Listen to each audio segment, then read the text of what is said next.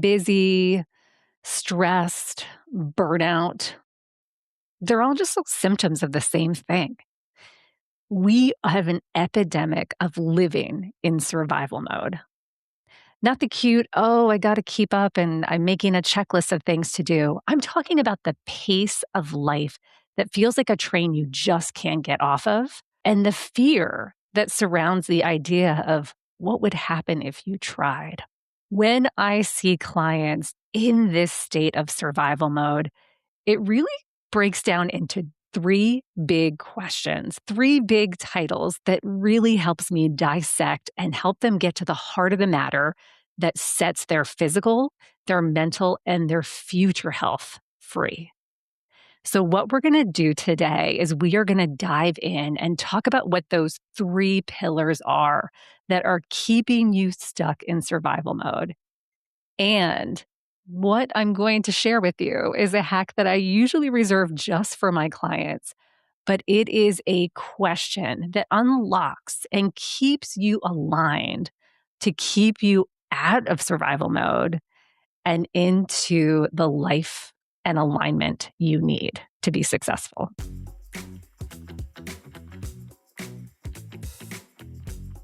Do I have a choice? Am I allowed to not be stressed? It sounds silly. It sounds like a ridiculous answer, but it's very hard. And it's been very hard for clients of mine to step away and think that it's okay to not be stressed out. You live in a pace of a world for so long. Everyone around you is moving at the same pace and the same intervals, completely disconnected from their own choice and freedom of thought. It's as if we have decided that keeping pace is better over choosing performance, creativity, and purpose. I know we're all feeling stressed. It doesn't matter what job you have, where you're working, how many kids you have, what your geolocation is. Stress is just a part of our normal everyday life. But in answer to that question, stress is a choice. When you're thinking about the things that stress you out or the things that are stressful in your domain, in your life circling around you, one of the keys that I have noticed behaviorally with clients is that stress is a default in the fact that we believe control, right, equals safety. Control equals moving forward. When we think we can control all of the outcomes around us, that we'll be more successful. But that's a myth. And actually, your need to control everything around you is stressing you out and keeping you from moving forward. So here's a great example. You're a parent. Your child is doing a activity that may seem messy or will definitely take more time into your schedule. And one of the things you do instantaneously is you see a mess happening in your house. You see a mess happening in the office. Let's call it what it is. And you immediately react to stop the mess, to control the mess, to control anything from happening, any mistakes from being made. And that's the error. That's the error so often that I get to have this conversation with is because our constant need to control everything around us for fear of safety or for fear of things that we don't know what the outcome is going to be is the problem. You are wasting so much energy. You are consuming so much of your own function to control things that were never in your control. Yeah, we can color things one way or the other, but if we've spent our entire day trying to control the people and the things and the element and the circumstances around us, we are just adding to our stress. We are never moving forward. You know, one of the home examples I like to use is we often start new things in our house just for the fun of it, just for the challenge, and sometimes it comes with trepidation. And it doesn't always mean that it's trepidation from me. It can be from the other person. Having my daughter started ice skating this week, and I thought that that was so much fun. She seemed really joyful and excited about ice skating. And we get to the location, And we're sitting there, we're lacing up our skates, we're going to have a great time. And she suddenly has this moment of reality where she can get hurt, where she doesn't know anybody, that she doesn't know what the outcome's going to be, and she doesn't think she's going to be very good at it. And I know adults can relate to that just as much. So, in that moment, instead of trying to control the way she was feeling, instead of trying to control the dynamic because we had committed to this class, so we committed to be there, instead of turning around and going home and saying, well, she said no, I saw that as an opportunity. I saw that as an opportunity to say, hey, you're not going to be good at this. And the way I did that is by encouraging her to make mistakes. So I laced up her boots and I looked her dead in the eye and I said, I need you to make me a promise. And she looked very inquisitive at me. And I said, I need you to make as many mistakes as you possibly can out there today. I need you to count those mistakes. I need you to let me know what those were. I want you to just get out there and make the mistakes. Her face lit up like a light bulb. In that moment, giving her the ability and giving her the job, giving her the task of not being good at something, to not have control on what the outcome is going to be, how people are going to see her, if she's going to be any good, giving her the task and taking her frame of reference away from the outside, things that she can't control, and focusing back inward and saying, yeah, I'm going to make mistakes. I'm probably going to fall.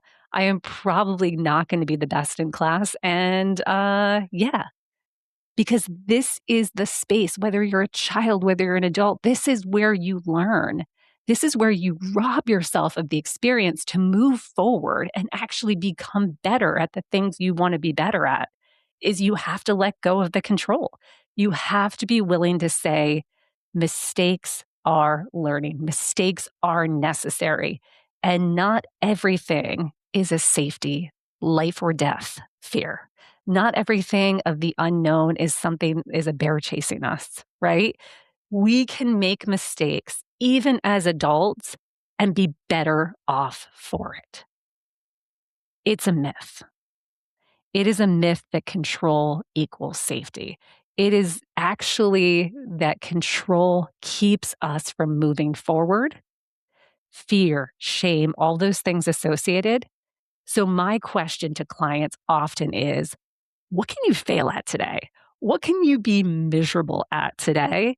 Because this is where, whether it's an exercise, whether it is a conversation with someone, whether it's a decision about a, a product or something that's moving forward, where can we be creative, ask questions, be curious, not be the expert, and learn and actually grow?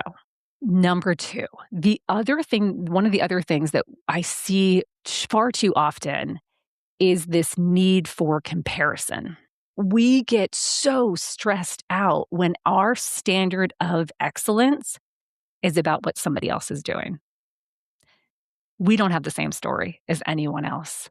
I know that you look at Instagram and you're scrolling and you're looking at whatever documentary that's come out and you're like, wow, this is so incredible. How did this person do this?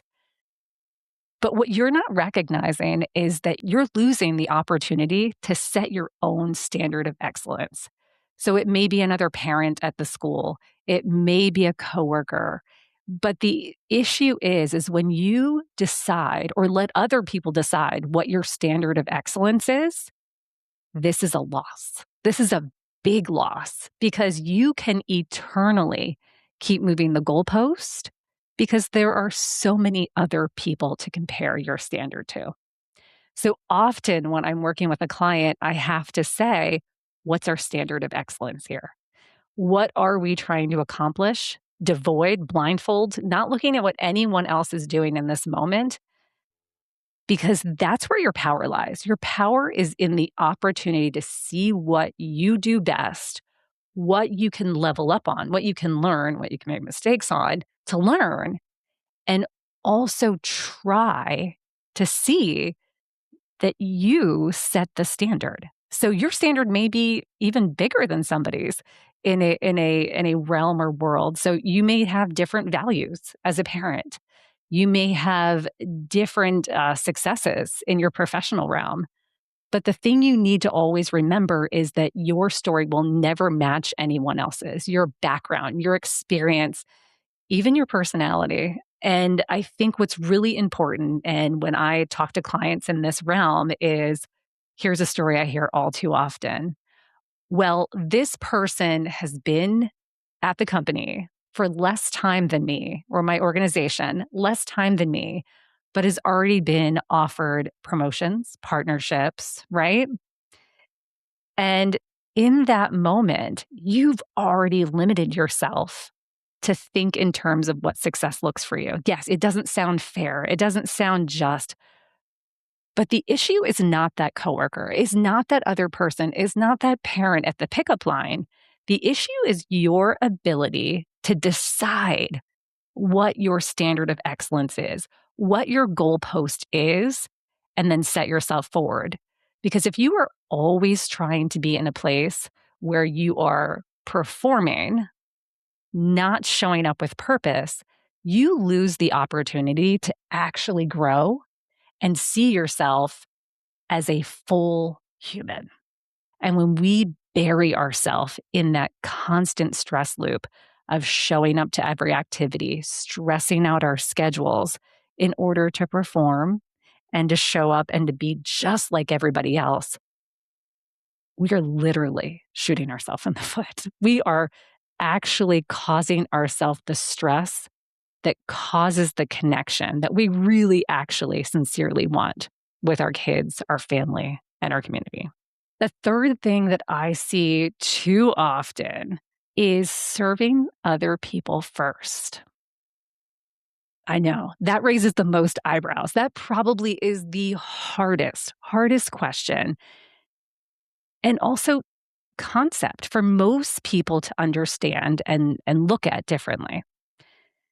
When we choose to serve others before meeting our own needs or serving our own purpose first, we lose our efficacy. We actually dilute our own purpose.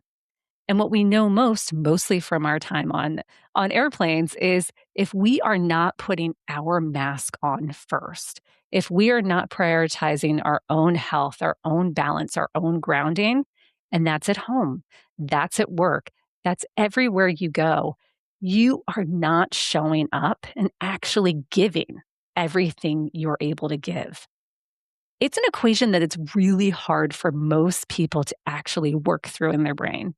We, especially as women, have been really taught that our value is in service to others. That if we are not giving away every ounce of energy we have throughout the day to move other people forward, to be liked, to be valued, to be seen, that somehow we're doing something wrong. But I'm going to go even further. This is the biggest challenge I have with clients. If you are not serving your purpose first, you're failing. When you serve your own purpose first, you are a whole person. When you serve your whole purpose first, and that means in looking at your physical health, that means looking at your mental health, that means your nutrition, that means being creative and building skills that make you multiply, that make you more available to other people. It's actually very selfish in my perspective, that if you are not pouring into yourself, serving yourself first, you're actually doing something more selfish by not being available to give more. You have such a dynamic purpose here, whether it's in your career, with your children, with your community, or your family at large, is to show up as a whole, healthy person. I know we have been conditioned and taught that we need to be burnt out. We need to completely be at our edge at every single moment, because otherwise we're not proving our worth. I need you to challenge that. I need you to challenge that with every fiber of your being.